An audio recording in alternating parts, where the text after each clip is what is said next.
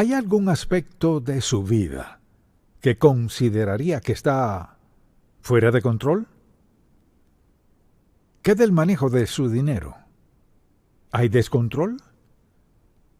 ¿Qué de su vida moral? ¿Diría que está sin control? ¿Qué de su relación con otras personas? ¿Está fuera de control? ¿Qué de la actitud que tiene hacia algunas personas, como envidia? Al pensar en su vida, ¿hay algún aspecto del cual diría, bueno, creo que está sin control? Por ejemplo, bebe y quizás consume drogas, o tal vez apuesta un poquito, eso dice. ¿Y qué de los chismes? ¿Qué de tener un espíritu crítico? ¿Qué de ser perezoso? Nada de eso cuadra con nosotros. Por eso el apóstol Pablo les dijo a los Gálatas, el fruto del Espíritu es amor, gozo, paz, paciencia, benignidad, bondad, fe, mansedumbre, templanza. Entonces, al considerar su vida, ¿diría que su vida está bajo control? ¿O diría que ciertos aspectos de su vida, sin duda, no están bajo control? Bueno, es una lucha. Y así se titula el mensaje de hoy, la lucha por el dominio propio. Todos queremos tener control de nuestras vidas. Con eso quiero decir esto. Queremos tener una relación con Dios de entrega a Él al punto que no siempre estemos luchando, porque, mire, si las cosas no están bien entre usted y Dios, es como un tira y afloja. Dios quiere que hagamos lo bueno, queremos, pero no lo hacemos y hay tensión, estrés, ansiedad y a veces tristeza, falta de paz, falta de gozo, falta de todo lo que Pablo acaba de mencionar. Mire, no podemos vivir una vida de desobediencia a Dios y tener amor, gozo, paz, bondad y todo lo demás. No podemos. Dirá, pues soy medio feliz como soy medio. Pero no hay felicidad real, ni gozo, ni paz, ni amor verdadero si no estamos de acuerdo con el Señor respecto a nuestra vida. Así que deseo que pensemos respecto a todo este asunto de la lucha por el dominio propio en nuestra vida, porque todos o hemos tenido una lucha o estamos en plena lucha en el presente. Así que pensemos en esto. ¿Diría que su vida está bajo control? ¿Que tiene una actitud un tanto saludable respecto a todo esto? El deseo de ganar, la aceptación de otros. ¿Qué tan grande es ese deseo que tiene de ser aceptado por todos los demás?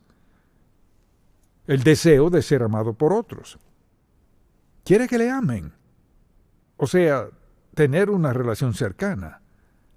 ¿Qué de los deseos de tener toda clase de placeres? ¿Lo caracteriza eso? Lo que sea divertido, lo que sea que le haga sentir bien por el momento, eso es lo que busca.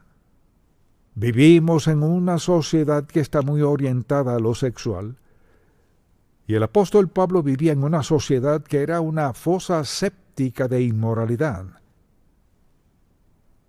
Y Pablo lo sabía. ¿Qué de los deseos de riqueza y seguridad? ¿Qué rango tiene eso en su lista de cosas importantes? Riqueza y seguridad. ¿Qué de los deseos de logro y superación?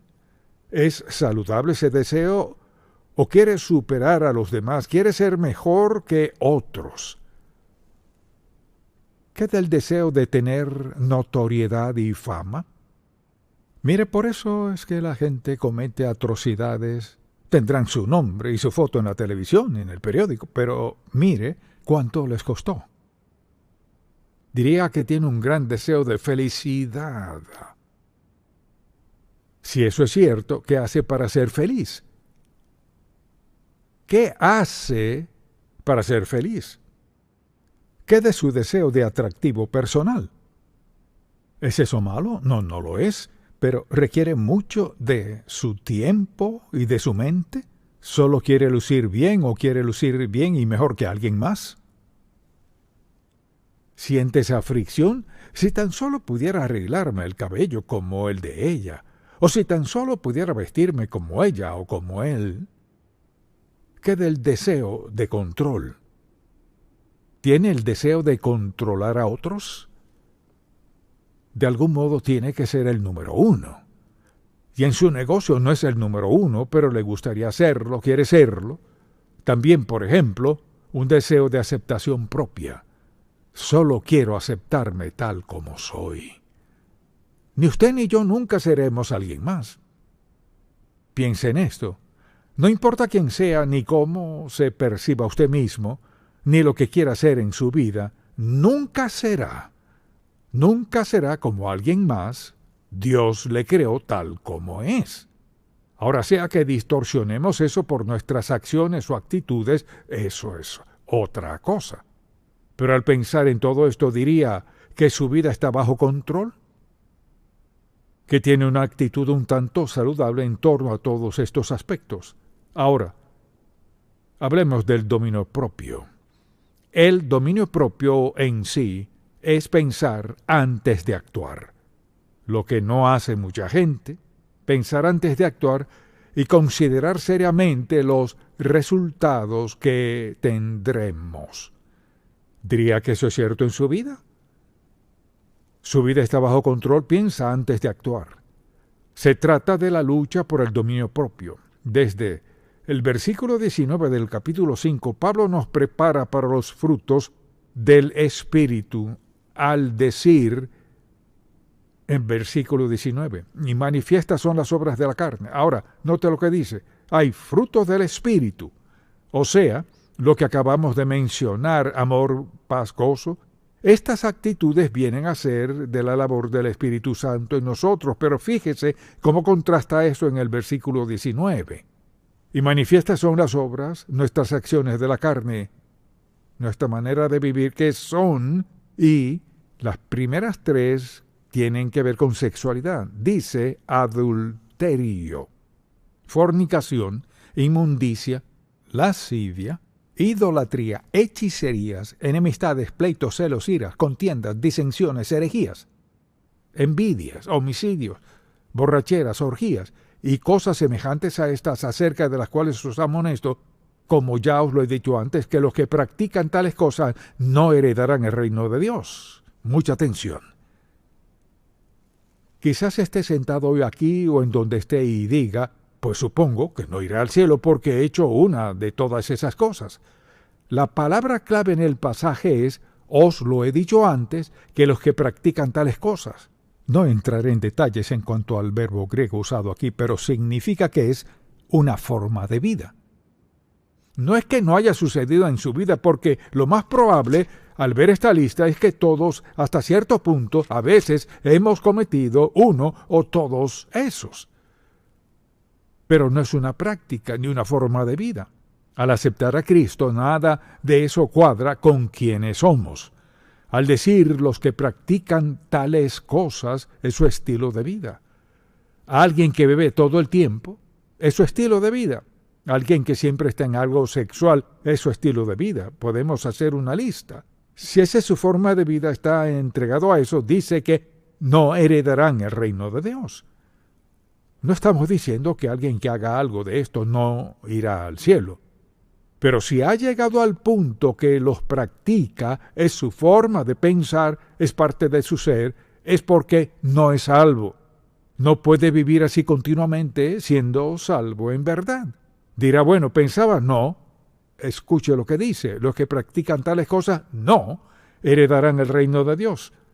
Así que esas son nuestras acciones, pero ¿qué del fruto del Espíritu? Pensemos en eso por un momento y hagamos unas cuantas preguntas. Al pensar en eso, considere la sociedad en la cual vivimos. Compare el fruto del Espíritu con lo que nos rodea. Y pregúntese, ¿Me considerarían seguidor de Cristo debido a mi conducta? Lo que hago, lo que veo, los lugares a donde voy, cómo gasto mi dinero. O sea, todo eso que considera importante en su vida, ¿encaja con quién es usted? Al aceptar a Cristo como Salvador, le damos la espalda al pecado. No significa que no volveremos a pecar, le damos la espalda al pecado. Así que nuestro compromiso con el Señor es serle obediente y andar en sus caminos, porque queremos el fruto del Espíritu en nuestra vida, amor, gozo, paz, benignidad, bondad. Y queremos todos estos frutos porque estaremos más satisfechos, estaremos más seguros. Podremos identificarnos con otros de una forma muy diferente a cómo lo hacíamos. Entonces, al ver su propia vida en estos días, ¿diría que está caminando en el Espíritu? ¿Y sus conocidos le conocen como alguien que anda en el Espíritu? ¿Tiene algo distinto? ¿O ven en usted esa tensión, ese estrés, esa ansiedad, como un tire y afloja, como rompe esa tensión, ese estrés y todo lo demás, rindiéndose al Señor, entregándole su vida, diciendo, Señor, la manera en que he vivido no funciona, no quiero vivir así? Pienso en quienes pasan toda su vida cautivos de algún pecado, viviendo en esclavitud en sus corazones y mentes. Muchos viven y mueren sin nunca experimentar el amor de Dios, la bondad, la libertad, la gentileza y la recompensa de Dios. Pasan toda su vida sin nunca experimentar eso. Entonces, si alguien le dijera, bueno, en esta etapa de su vida, tenga la edad que sea, ¿dónde diría que se encuentra? ¿Diría que es alguien que experimenta el amor de Dios? ¿Alguien que reconoce que Él es la fuente de todo? ¿Diría que es alguien que ama a otras personas? ¿Se alegra al ver a otras personas ser bendecidas? ¿Se alegra al ver que otros son salvos? ¿Le encanta escuchar la palabra de Dios? ¿Podría decirse eso de usted? ¿O tendría que decir, no puedo explicarlo bien, pero soy muy desdichado? Me gustaría ser diferente. Hay cosas en mi vida que quisiera eliminar, pero hay algunas cosas que no puedo dejar. ¿Sí puede? No hay nada en su vida que no pueda dejar. El pecado que sea, si está dispuesto a entregar su vida a Cristo y decirle, mi vida es un desastre, la arruiné, he herido a otros, he pecado contra ti y contra mí mismo, he pecado contra quienes más amo, Señor, ¿puedes ayudarme? Te doy mi vida. ¿Le ayudará? Cambiará su vida. Cambiará su vida.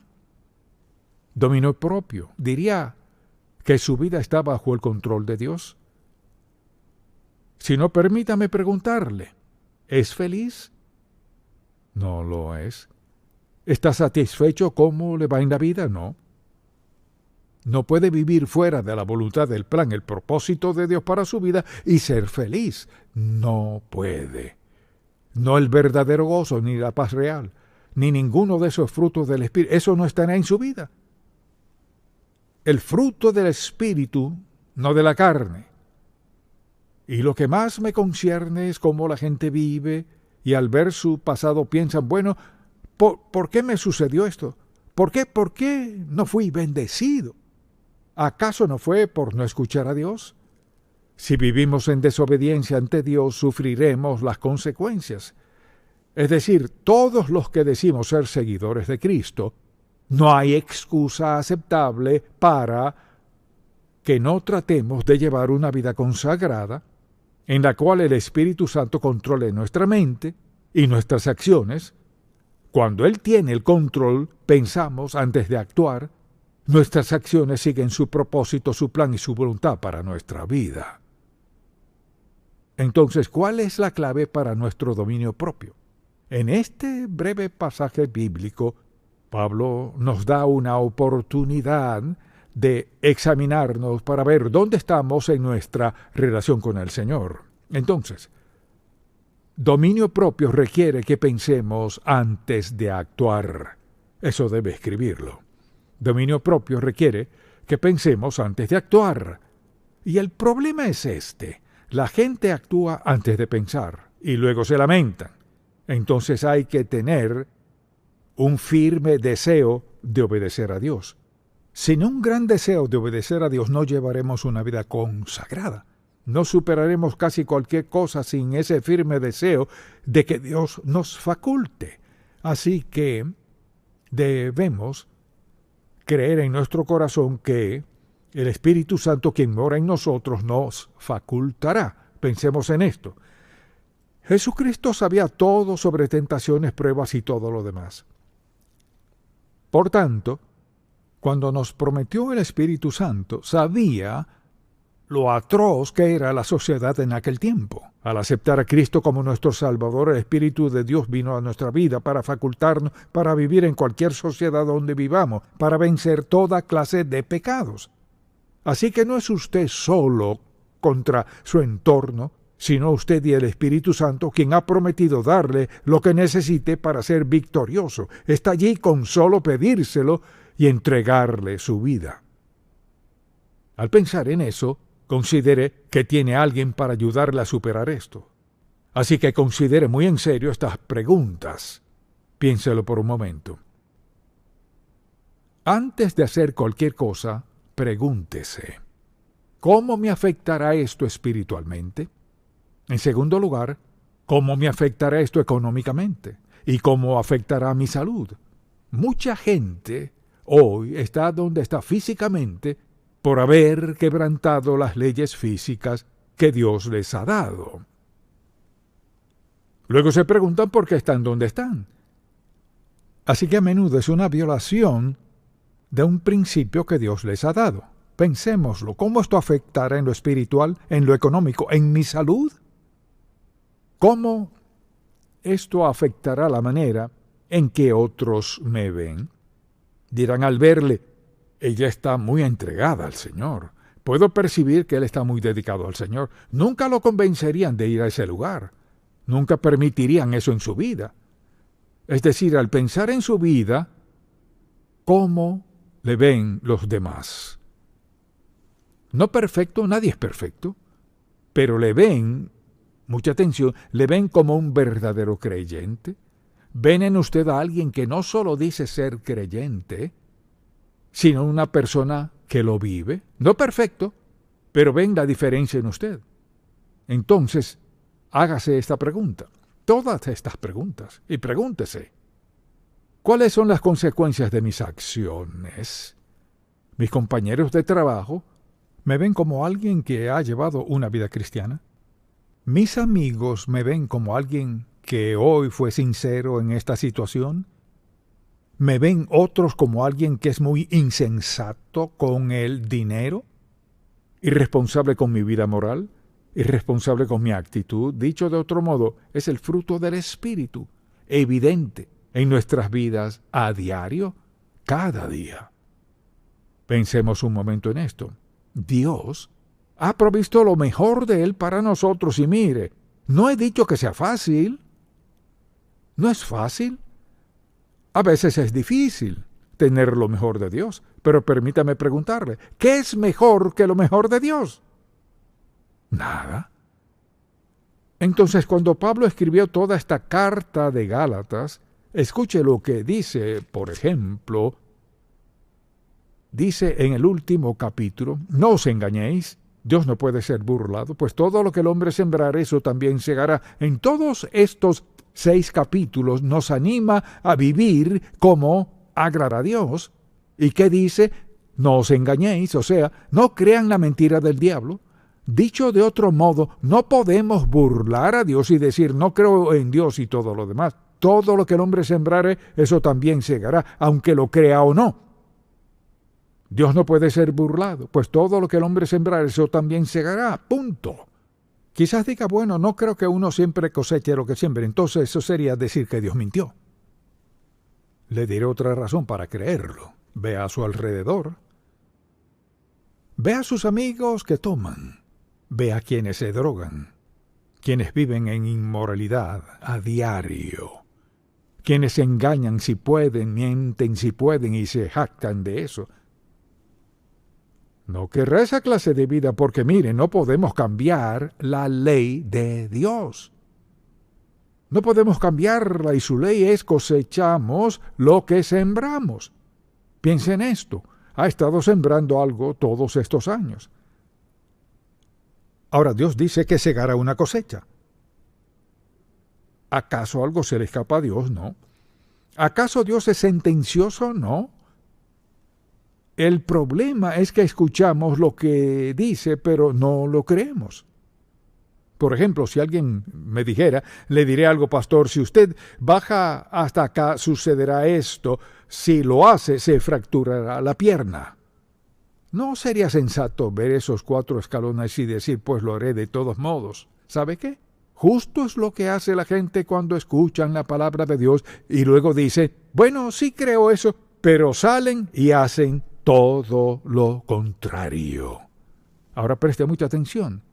Es cosa peligrosa escuchar la palabra de Dios y luego desobedecer a Dios a sabiendas y adrede.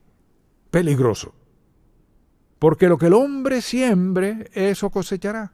Cosechamos lo que sembramos más y después de sembrarlo no nos gusta esa parte. Solo porque no le vaya mal ahora mismo en su vida y cree que se ha salido con la suya con su pecado, no es así, no ha quedado impune. Le diré por qué. Dios le ama mucho para dejar que se salga con la suya. Le ama mucho para eso. Además iría en contra de sí mismo.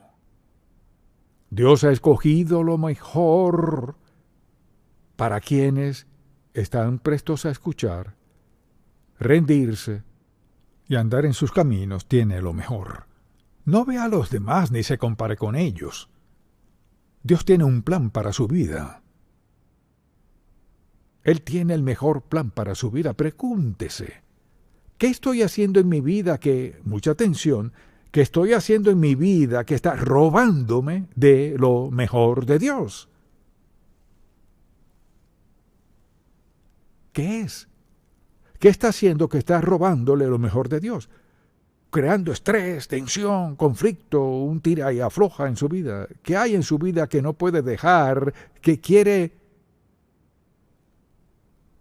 en su vida y que anhela, pero no tiene? ¿Qué está haciendo en su vida que le ha cerrado la puerta a las bendiciones de Dios? Pienso en cuán maravilloso y amoroso es Dios. Y la gente escucha la verdad y se van creyendo que no hay consecuencias. Escuche muy bien. Preste mucha atención. Escuchará al diablo decirle esto. No tiene que creer todo esto. No tiene que creer todo esto. Pero de este lado Dios dice, cosecharás lo que siembres. La decisión es nuestra. Y le digo, es peligroso escuchar el Evangelio. Es muy peligroso escuchar el Evangelio y apagarlo, dejarlo, porque luego somos responsables de saber la verdad, negar la verdad y decirle no a Dios. Es peligroso escuchar el Evangelio y es maravilloso escuchar el Evangelio. Depende de cómo respondamos, de cómo reaccionemos. Oremos. Padre, en el nombre de Jesús. ¿Qué momento tan crítico es este? Para quienes están aquí, quienes nos escuchan y ven, que su eternidad puede depender de su decisión en este momento. Dios mío, que tu amor los mueva, que tu amor los rodee y los afiance, que sean sabios para reconocer que eres Dios, el único Dios verdadero, y tienes el mejor plan posible para ellos de ahora en adelante. Si están dispuestos a decir sí, Señor, sí, sí, Señor, en el nombre de Jesús. Amén. Si este programa ha sido de bendición para usted, por favor, visite encontacto.org